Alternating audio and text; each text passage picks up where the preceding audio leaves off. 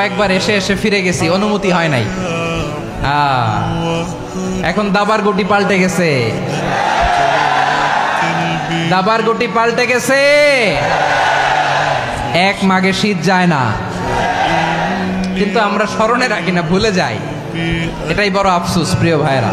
আমি তো ভাবছি পেকুয়ার জেন জি, জেনারেশন জি আমাকে এমন ভাবে রিসিভ করবে, আমার কোনো ব্যাক পেতে হবে না, কষ্ট পেতে হবে না। আমাকে স্মার্টলি তারা স্টেজে রিসিভ করবে, স্মার্টলি তারা সেফ এন্ট্রি সেফ এক্সিট দিবে।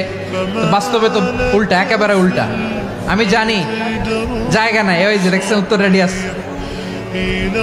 আমি জানি যে ধারণ ক্ষমতার অনেক বেশি লোক হয়ে গেছে, এটা আমি জানি।